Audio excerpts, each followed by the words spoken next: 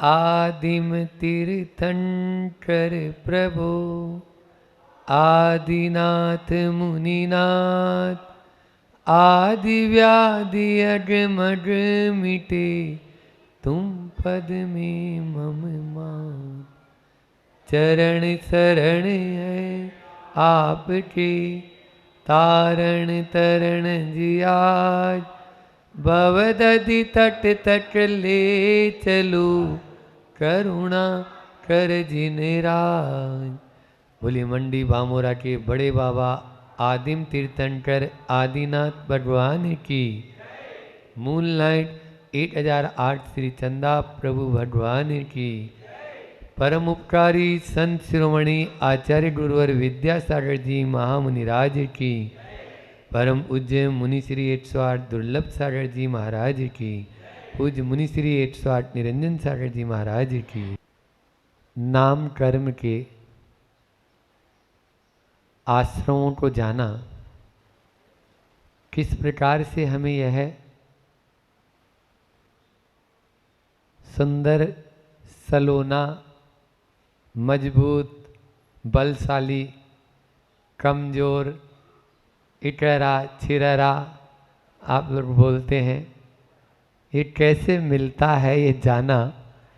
और उसमें भी वैसे तो कर्म की सारी प्रकृतियां ही बांधते हैं, वो गलत है, अर्थात पाप रूप ही है, लेकिन उनमें बहुत सारी पुण्य वाली भी है, शुभ भी है ना, अच्छी भी है, प्रशस्त भी है। ऐसे ही एक तीर्थंकर नाम कर्म भी है। ऐसा कर्म जो हमें तीर्थंकर बना दे नाम कर्म में ही, और इस संसार से ही पार लगा दे, न केवल हमें ही पार लगाए, हमारे साथ में अनेकों को पार लगा दे। आज जो अपन बैठकर बात कर रहे हैं या जो सुन रहे हैं, आप बोल रहे हैं, अपन पढ़ रहे हैं, ये सब उन्हीं की देन है, उन्हीं की कृपा है कि उनकी कृपा से जो उनकी वाणी में आया वो जिनवाणी में आ गया, और वही जिनवाणी के माध्यम से अपने पास तक पहुंचा। ऐसे वो तीर्थंकर नाम कर्म को बांधना भी हंसी मजाक नहीं है।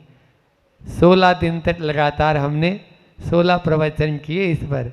हाँ, 16 कारण भावनाओं में जो हमने 16 दिन तक जो प्रवचन श्रृंखला ली थी, वह इसी के ऊपर ली थी कि किस प्रकार से हम उस परम पद को पा सकते हैं, जिस पद को पाने के बाद में अन्य कोई प्रतिष्ठा और पद का सवाल नहीं है। फिर तो मुक्ति का ही प्रश्न है, और वह मुक्ति दिलाकर ही छोड़ता है। ऐसा वह तीर्थंकर पद को देने वाली वह नाम कर्म में आता है। और उसके बाद में जो है हम ऊंचे और नीचे, कोई उच्च कुल में जन्म लेता है, कोई नीच कुल में जन्म लेता है, कोई बड़ा माना जाता है, कोई छोटा माना जाता है। संसार में यह सब, हालांकि ये हमारे भीतर की कल्पना है, हमारे भीतर का जो राग और द्वेष है उसके माध्यम से यह होता है। हमारे पास सब कुछ होते हुए भी हम दुखी हो सकते हैं, हमारे पास कुछ भी नहीं होते हुए भी हम सुखी हो सकते हैं। क्यों? हमने मान रखा है, हमने मान रखा है कि जब सब कुछ हो जाता है उसके बाद में भी लेकिन असंतोष होता है बंधुओं, तो कुछ नहीं होते हुए भी और पाने की। दो लड्डू खा लिए हैं और दोनों हाथ में लड्डू है, और 2 लड्डू थाली में भी रखे हैं, फिर भी बाजू वाले की थाली के ऊपर हमारी नज़र है, फिर भी बाजू वाले की थाली पर हमारी नज़र, उसकी थाली में लड्डू क्यों है? बस ये समस्या। अब इसको कौन बोलेगा? महामूर्खी बोलेंगे ना, अरे भैया आपने 2 लड्डू तो खा चुके हैं, दोनों हाथ में लड्डू है, दोनों हाथ में है ना, और 2 थाली में सामने माने पुरसे भी है, परोसे भी हैं कि बेटा अभी ये खा लेगा तो फिर और 2 और खा लेगा। लेकिन बाजू वाली के यहाँ लड्डू क्यों हैं?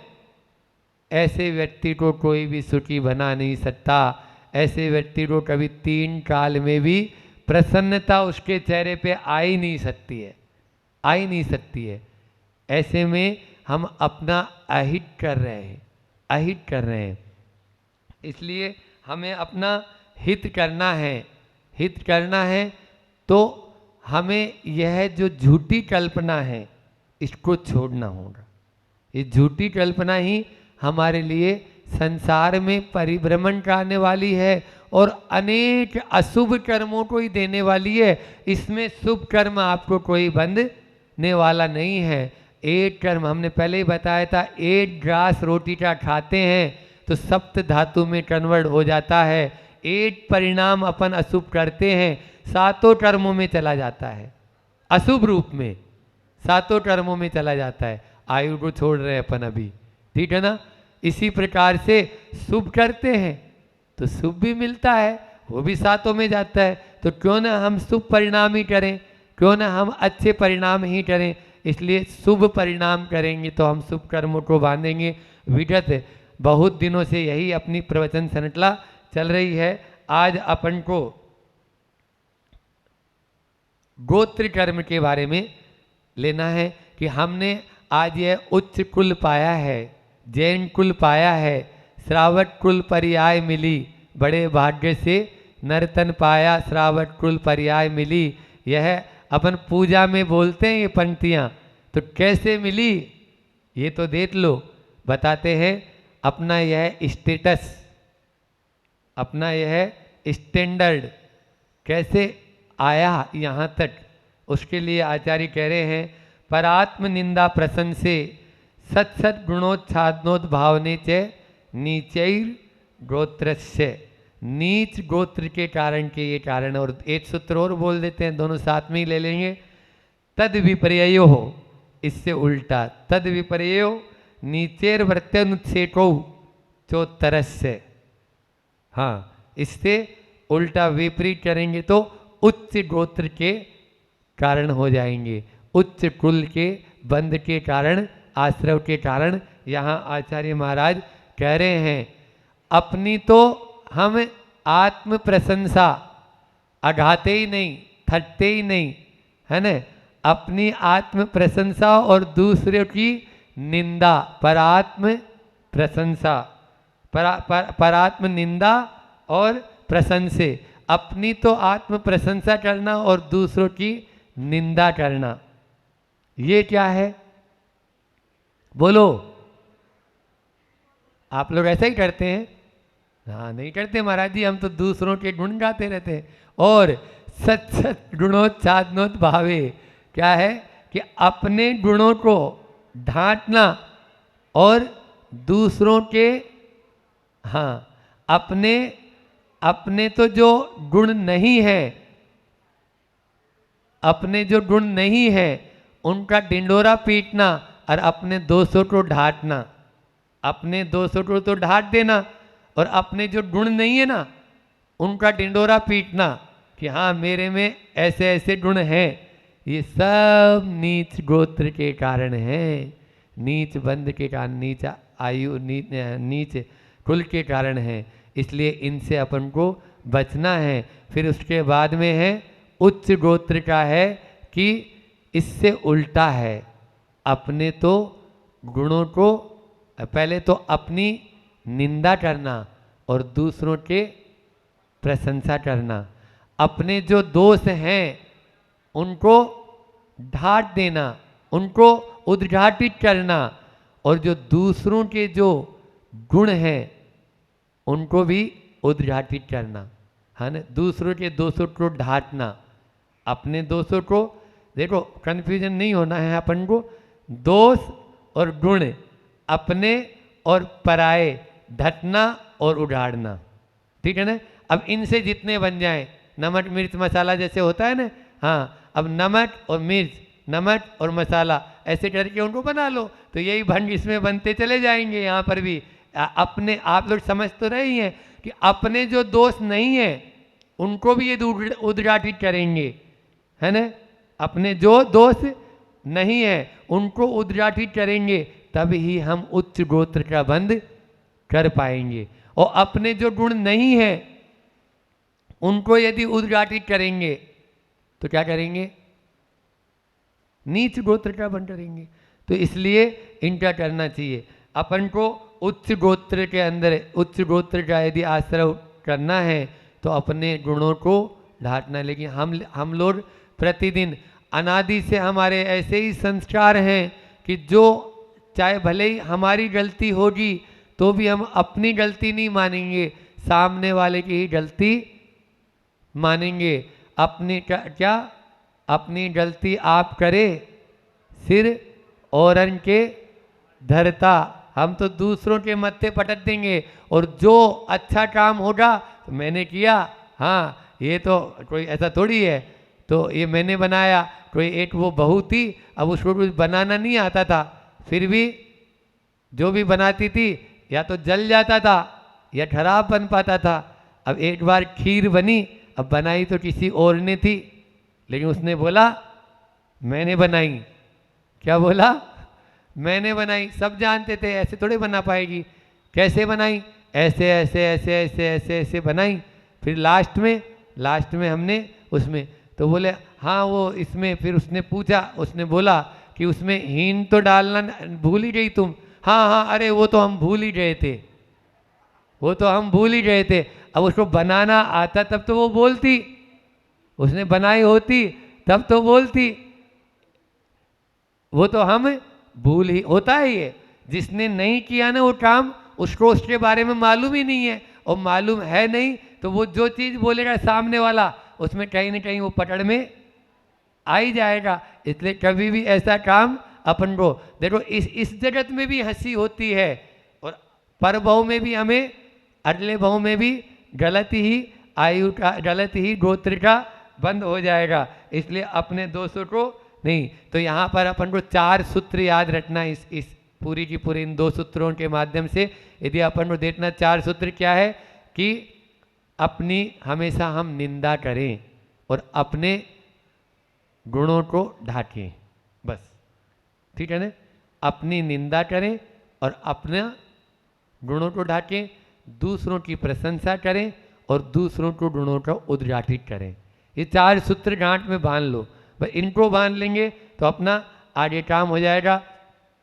लेकिन अब होता ये है कि अपने जो गुण होते हैं उन गुणों को अपन बार बार बताना चाहते हैं। जैसे कोई नई शर्ट पहन के आया है, नई शर्ट पहन के आया है तो वो बार बार दिखाना चाहेगा कि कोई इसको देख ले। अच्छा, जब तक कोई दूसरा देखता नहीं है ना तब तक उसको संतुष्टि भी नहीं होती, तृप्ति नहीं होती। आप वो कितने अच्छे से अच्छा पहन के आया है और वो स्वयं को मालूम भी है कि ये बहुत महंगी है, लेकिन जब तक एक आध आदमी कोई दूसरा नहीं बोल दे कि ये बहुत महंगी है तब तक उसको लगेगा नहीं, क्योंकि वो अपने लिए, अब ये तो ऐसा ही हो गया कि वो अपने लिए नहीं पहन रहा है, वो दूसरों के लिए कर रहा है। ऐसा नहीं होना चाहिए। एक बार जयपुर की घटना है ये कि जयपुर में एक सेठ रहते थे, राजा के सेठ थे वो, और सेठ क्या थे मतलब उनको मतलब नंदन भट्ट, और उनकी बात राजा बहुत मानते थे। जो राजा जी थे वो नगर सेठ थे। अब नगर सेठ थे तो पहले के राजा भी ऐसे होते थे कि बड़े व्यक्तित्व होते हैं तो उनकी सब बातें स्वीकार कर लेते। तो कोई दोषी भी होता था ये जाके बोल दिए कि नहीं उनका कोई ऐसा कोई नहीं है, ज़्यादा बड़ा दोस्त नहीं है, इसलिए तो उनको क्षमा कर दिया जाता था, क्षमा कर दिया जाता। क्योंकि बड़े लोगों की बात, और बड़े लोग आपस में एक दूसरे की बात मानते ही हैं। अब एक बार ऐसा हुआ कि एक सामंत और थे दूसरे, अब वो जब प्रार्थना चल रही थी तो प्रार्थना में इधर उधर ध्यान दे रहे थे, और ध्यान दे रहे थे तो दूसरे को ईर्ष्या हो गई कि इसकी चुगली अब राजा से अपन को करना है।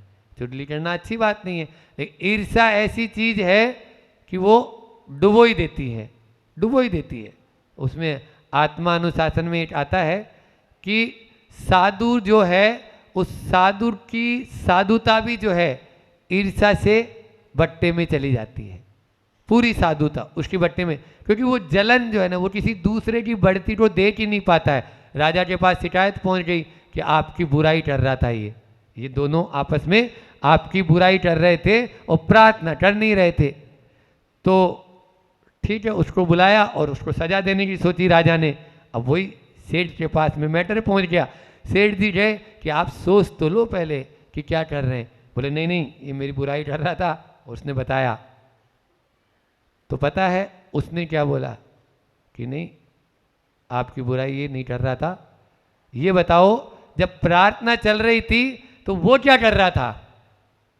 जो आपके पास में आया वो क्या कर रहा था? प्रार्थना चल रही थी तो मतलब वो भी प्रार्थना नहीं कर रहा था, वो भी प्रार्थना नहीं कर रहा था। ये होता है। तो हम क्या करते हैं, दूसरों के दोष तो देख रहे हैं, लेकिन हम क्या, हमारे भीतर में क्या है पहले ये तो देख लें।